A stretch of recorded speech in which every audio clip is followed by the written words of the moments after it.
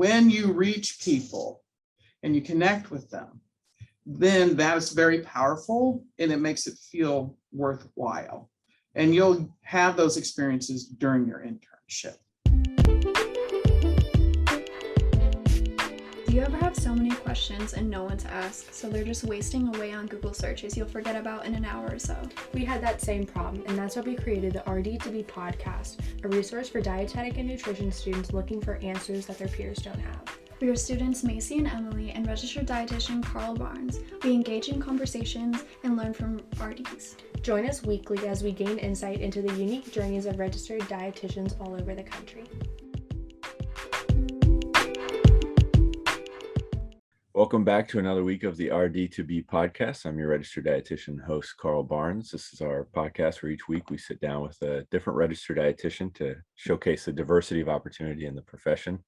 And for the next few months here, we're really showcasing not just RDs and jobs in the field, but dietetic internships wherever you're at in your undergrad or maybe even graduate career. You may be looking at DIs. So very excited to be sitting with Dr. Embry today from Western Kentucky University. I'm really excited to hear about you and hear about your program. So thanks so much for being here. You're welcome. I'm happy to be here too.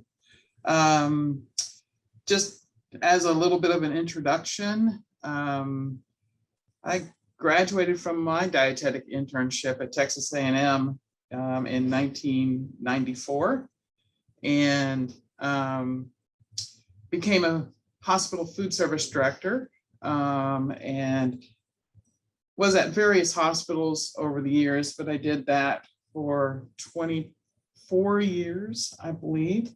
And while I was working in the director position, I went and got my PhD at the same time and decided to make the switch to teaching full-time at Western Kentucky University. And then the previous DI director retired a little over a year ago so I'm the current DI director for about a year and a half now at Western Kentucky University. So that's a little bit of my background. I have owned a candy company in the past. I've owned a catering / event management company in the past. But most of my history related to dietetics is in hospital food service management. Great. Thank you so much for being here today. I'm Emily from University of Maryland. So what makes the WKU dietetic internship unique and stand out from other internships in your, I guess, demographic area? Well, I think it's unique because we just added the master's degree. You know, that is a big thing coming for our profession as all interns will have to have a master's 2024.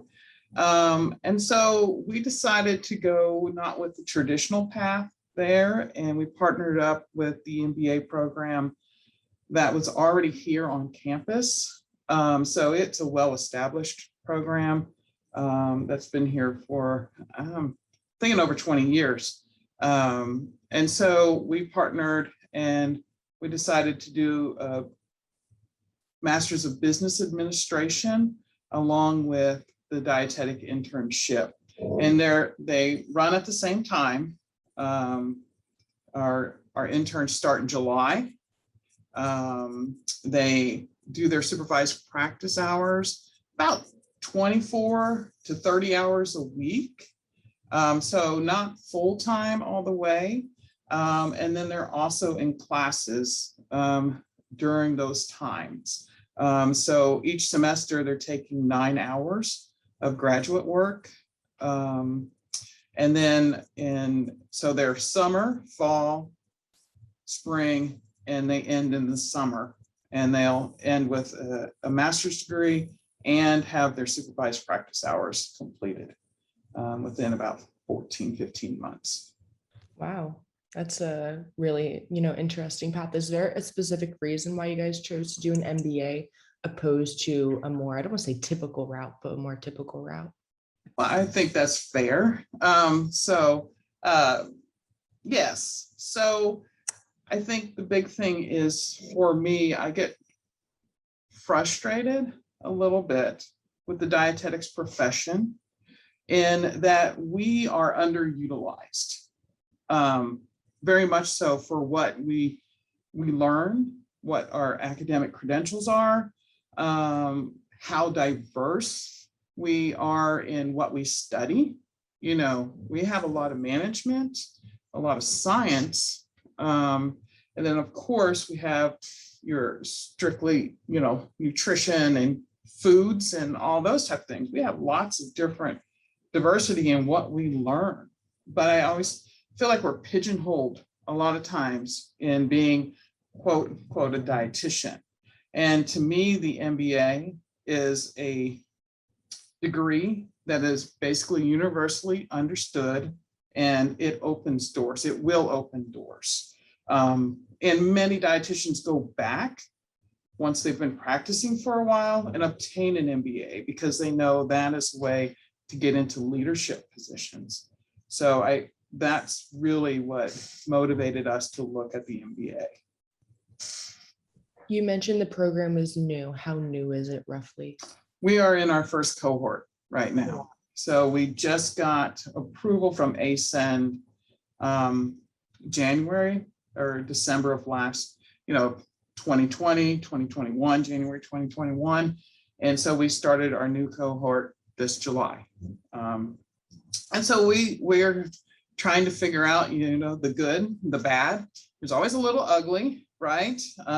But that's just easy to figure out, less logistics typically. And so we'll figure all that out and we'll have our second cohort next year starting. Awesome.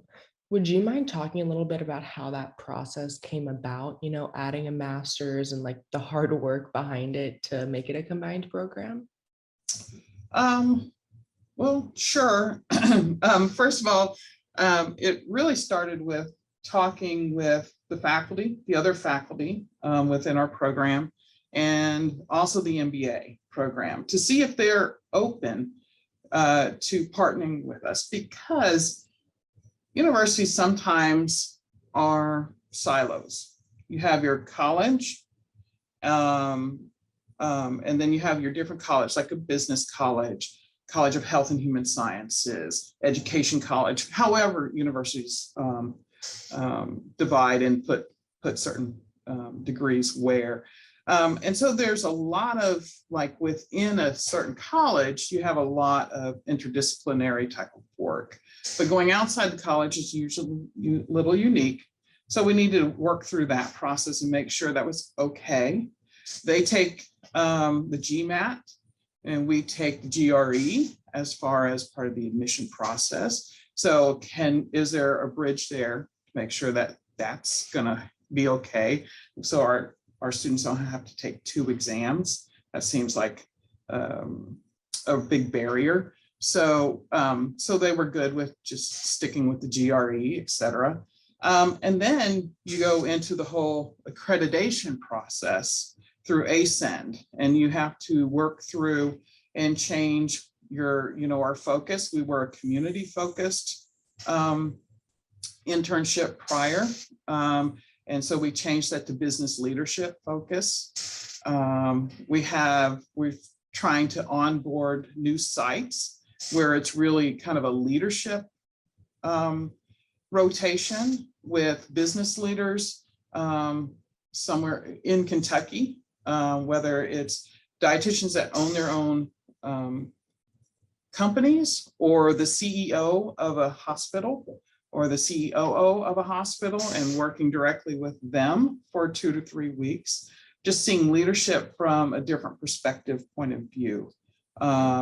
So we've been working on those partnerships, as well as doing all the background paperwork to ensure we're going to meet all the CRDNs, which is basically your competency assessment to make sure that your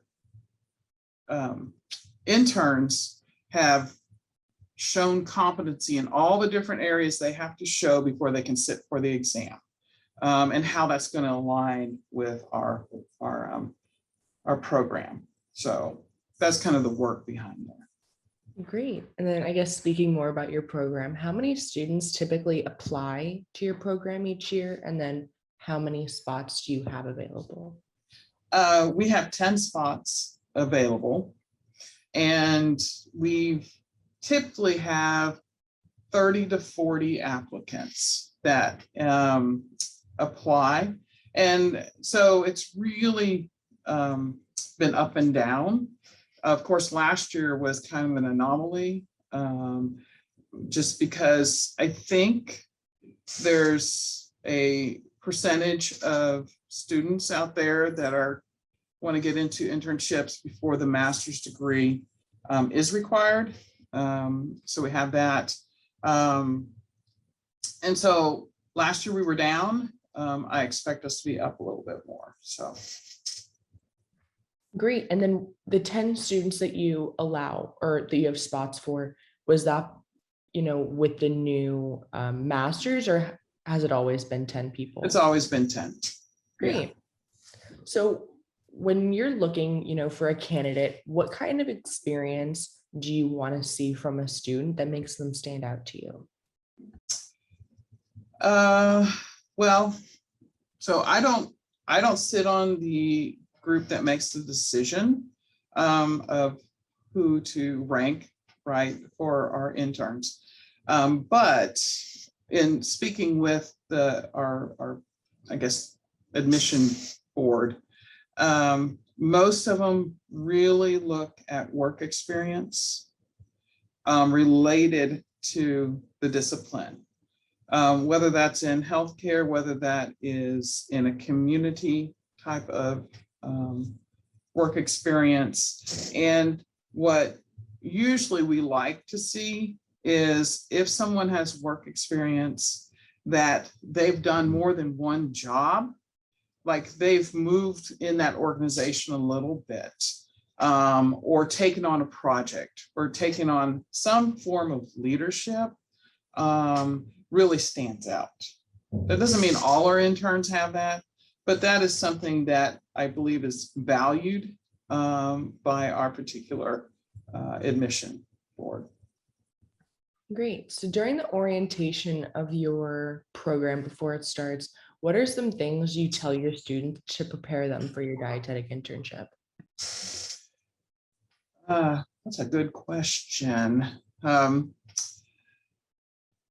think I'm pretty practical. So I tell them to be humble, to listen and learn, that they'll have preceptors that they really align with and really feel comfortable with. And then they'll have preceptors that they might not align with as much, but both of them, all of them can teach you. And they all have something to give, and they're taking their time to mentor you as well. So respect that. So that's one thing. Trying to think, be on time, follow the dress code, all those standard type of things, let me know if it's beginning to get too much or if there's an issue so that we can figure out a plan before something gets too much for you, right? Because an internship is intense. It's a lot of work. There's a lot of requirements. And that's not going to change.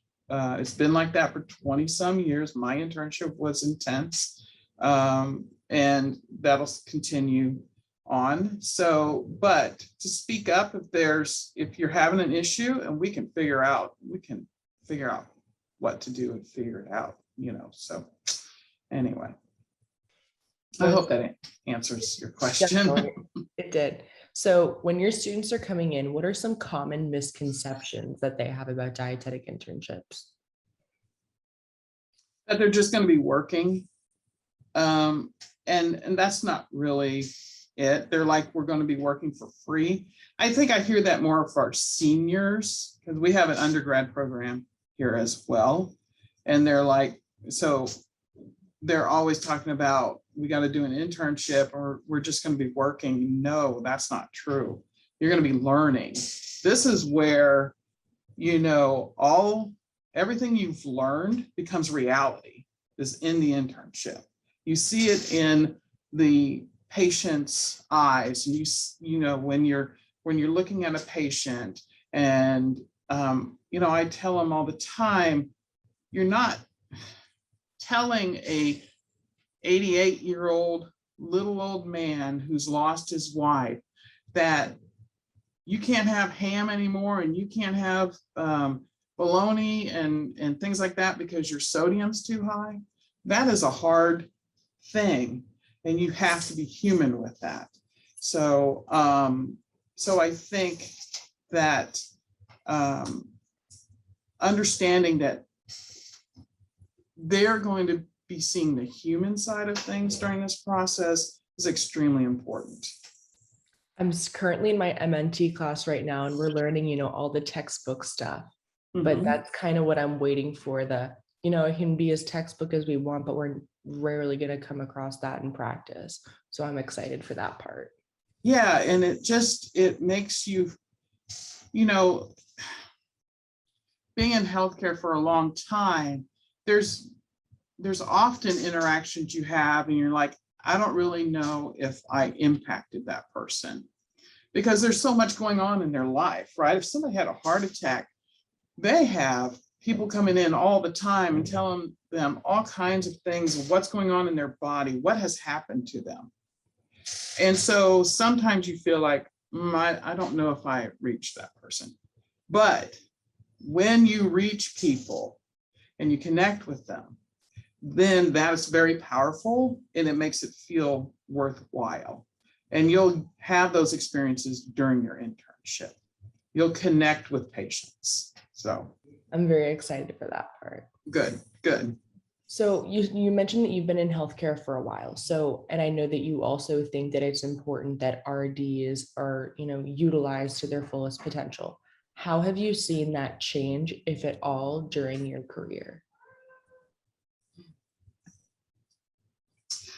I think the opportunities are there if you want them. So, or if you are able to see them. So I was a hospital food service director, okay? And a lot of people probably in their mind think, okay, well, you're in a kitchen all day. You're just making sure the trays are going upstairs and things like that. But I had the ability to decorate the cafeteria, pick out the paint colors, pick out the flooring, pick out the tables, all that kind of side, the creative side, the design side, which is very fun and unique. And then they liked that. So they said, why don't you do the lobby? It's like, all right, I'll do the lobby. Okay. And you just take that opportunity and you go with it and you learn. The same with, food is at everything. When you're in a facility like a hospital, there's a meeting, there's typically food, because that's how you get the doctors there. It's just how it is. So you can be very creative in honing those cooking skills if you so choose, really designing menus and things like that. That doesn't have to be the chef. That can be you writing and pushing some different types of foods and experiences for people. I was also in charge of the employee activities committee, which meant I planned all the big events for the employees, the Christmas parties, the Easter egg hunts, the what we called the family fun nights, where we had all the employees' families invited and they come in and there's games and there's, you can do all those things. It doesn't have to be the food service director's position, but if you're willing to learn different things. And then for like a company like, I was with HCA, which is a big hospital company. If I want to move up into the administrative roles, you have to have an MBA or an MHA to move into those roles. But if you have it, those doors are open to you and you can move forward. And then you can open up doors for dietitians also. We'd be great risk managers in hospitals. Great. We have the background, personalities, the things like that. There's lots of opportunity. So. Awesome. Thank you so much. And then I know you kind of hit on this, but what do you really think is the most important about dietitians being able to have the management and administration knowledge? Like in your experience, what has that knowledge helped dietitians achieve? I think you talk the same language as your administrators. If you understand a budget and you talk the financial side of things, you're taken seriously. You understand your department, you understand what's going on. You can fight for things as far as equipment, look at efficiency, look at all those type of things. If you have the same language as your boss and your boss's boss, that really helps you connect and seen as a professional, and they'll seek you out when they have opportunities that they're looking for someone to kind of expand their role and things like that. So. And then how do you ensure that students get that type of knowledge in your internship while also meeting all the Ascend requirements? I know they're sitting with leadership professionals and stuff like that, but how do you ensure that they walk away more of a leader? Well, I think the MBA does help with that, because that is all about business, leadership, financial language, how to be higher level accounting. So there's that. But then also understand picking the right preceptors and making sure that they want to cultivate not just an M&T knowledge and community knowledge, but also how to become more integral into the different places you work, and becoming a leader in that way. Making sure that, this is going to sound probably bad, but sometimes leadership happens through failure. And so making sure that, yes, you want to support and you want to lay things out for people, but also understand that you try something and it fails.